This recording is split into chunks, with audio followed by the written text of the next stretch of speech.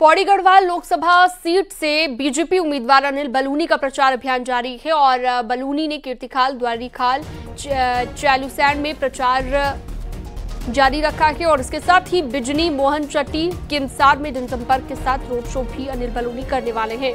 Anil Baluni Pauri Garhwal Lok Sabha seat से BJP के उम्मीदवार हैं।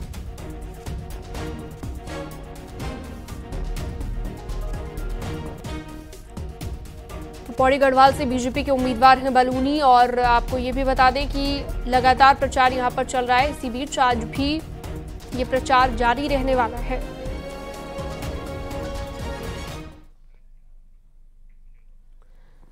पौड़ी गढ़वाल सीट से बीजेपी के प्रत्याशी अनिल बलूनी का अभियान लगातार जारी है। सोमवार को भी कांग्रेस पर कड़ा प्रहार अनिल बलूनी ने किया और देश के पहले सीडीएस जनरल बिपिन रावत के पैतृक गांव सैणगांव में पहुंचे।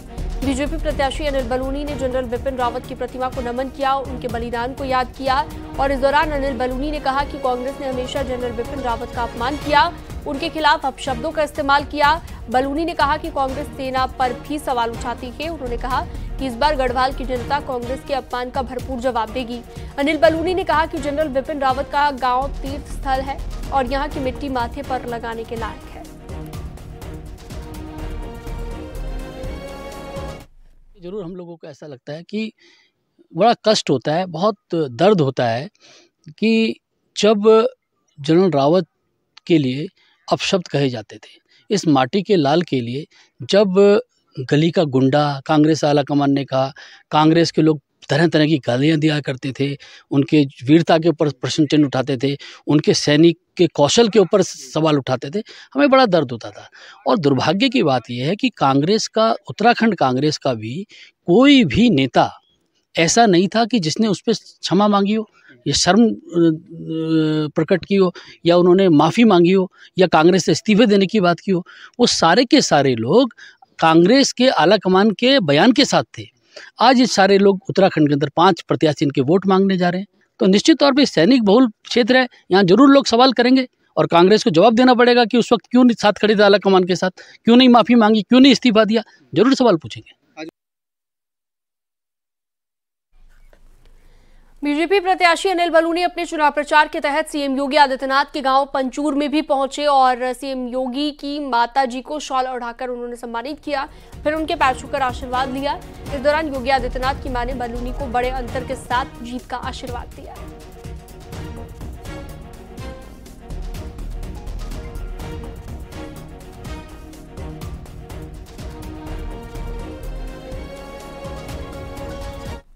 योगी जी हमारे बहुत ही वरिष्ठ नेता हैं, उत्तर प्रदेश के मुख्यमंत्री हैं, तो उनका गांव हमारी लोकसभा में आता है, तो निश्चित तौर पे हमको वोट के लिए हम उनके घर परिवार के लोगों को भी उनकी माताजी का आशीर्वाद लेने आए थे और उन्होंने विजयी भाव कह के हमको बोला है कि चलिए बहुत बड़े अंतर के साथ जीते आप लोग, भारतीय जनता पार्टी जीते, मोदी जी पुनः प्रधानमंत्री बने, ऐसा आशीर्वाद उनकी माताजी ने हमको दिया है। बड़े बुजुर्गों का आशीर्वाद हमारे साथ है। धन्यवाद सर।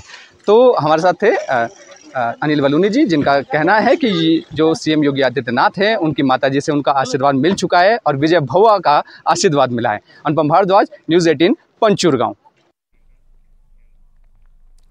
उत्तराखंड में चुनाव प्रचार ने जोर पकड़ा है और कांग्रेस और बीजेपी दोनों पार्टियां लगातार प्रचार कर रही हैं। जनता के बीच जाकर वोट मांगे जा रहे हैं। उम्मीदवार लगातार प्रचार में जुटे हैं।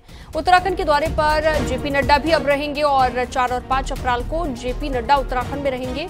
कांग्रेस के सहप्रभारी उत्तराखंड में मौजूद रहने वाली हैं। तो कांग्रेस और बीजेपी दोनों पार्टियां जोरों शोरों से प्रचार में जुट गई हैं, लेकिन इस बीच जो बीजेपी है उसका पलड़ा ज्यादा भारी दिख रहा है, क्योंकि बीजेपी के तमाम जो बड़े स्टार प्रचारक हैं, जो नेशनल लेवल के लीडर्स हैं, वो उत्तराखंड में नजर आ रहे हैं।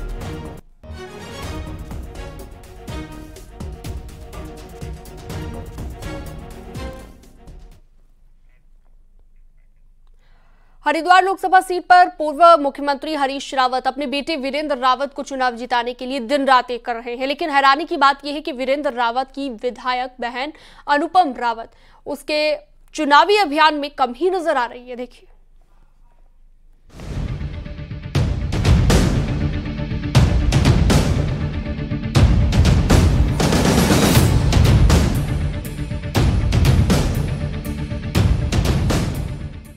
कांग्रेस ने हरिद्वार लोकसभा सीट पर पूर्व मुख्यमंत्री हरीश रावत के बेटे वीरेंद्र रावत को अपना उम्मीदवार बनाया है। चुनाव तो जरूर वीरेंद्र रावत लड़ रहे हैं, लेकिन इस सीट पर परीक्षा हरीश रावत की होने जा रही है। इसीलिए हरीश रावत अपने बेटे के चुनाव प्रचार में दिन रात एक कर रहे हैं और हर चुनावी सभा और रैली के दौरान कंधे से कंधा मिलाकर खड़े हुए नजर आ रहे हैं। हरीश रावत जी राष्ट्रीय नेता हैं और उत्तराखंड का बहुत बड़ा चेहरा है। मुख्यमंत्री भी रहे हैं, केंद्र में मंत्री भी रहे हैं और हरिद्वार से सांसद भी रहे हैं।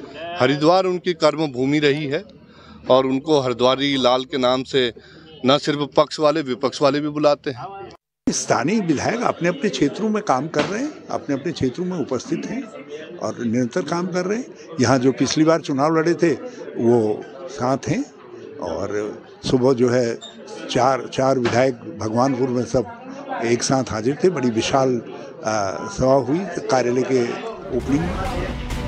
वीरेंद्र रावत को चुनाव की जंग में पिता हरीश रावत का भरपूर सहयोग मिल रहा है, लेकिन हरिद्वार ग्रामीण विधानसभा से वीरेंद्र रावत की विधायक बहन अनुपमा रावत उनके चुनाव प्रचार में कमी नजर आ रही हैं। हालांकि अनुपमा का कहना है कि वो अपनी विधानसभा में घर घर जाकर लोगों से वीरेंद्र रावत के लिए वोट मांग रही हैं, लेकिन 14 विधानसभा वाली हरिद्वार लोकसभा में विधायक का सिर्फ अपनी विधानसभा तक सिमट कर रह जाना सवाल खड़े करता है। मेरी पार्टी ने भी और हरिद्वार ग्रामीण की जनता ने भी मुझे एक बहुत बड़ी जिम्मेदारी दे रखी है अपना जनप्रतिनिधि चुनकर, तो मैं उसको निभा रही हूँ। मैं डोर टू डोर जो है मेरा कैंपेन चल रहा है और उसके अलावा भी जहाँ पर भी होता है वहाँ मैं ज़रूर जाती हूँ। चाहे नॉमिनेशन था, चाहे नारसन में हमने कैंडिडेट का स्वागत और आगे भी जो कार्यक्रम होंगे उसमें हम रहेंगे। लेकिन सबसे पहले तो अपनी अपनी विधानसभाएँ, क्योंकि 14 विधानसभाएँ हमारे प्रत्येक संसदीय क्षेत्र में आ रही हैं। अगर हम लोग अपने अपने विधानसभा में डट कर कार्य करें तो आज जनता जो है उसके अंदर की जो आवाज है वो कांग्रेस। साल 2022 में हरीश रावत ने हरिद्वार ग्रामीण सीट से अपनी बेटी अनुपमा रावत को चुनाव लड़ाकर विधायक बनवाया, जबकि 2024 के लोकसभा चुनाव में अपनी जिद पर बड़े बेटे वीरेंद्र रावत को टिकट दिलाया है। अब वीरेंद्र रावत मैदान में जरूर हैं, लेकिन अपनी ही बहन का भरपूर साथ उन्हें न मिलना जरूर सवाल खड़े करता है। न्यूज़ 18 के लिए हरिद्वार से पुलकित शुक्ला की रिपोर्ट।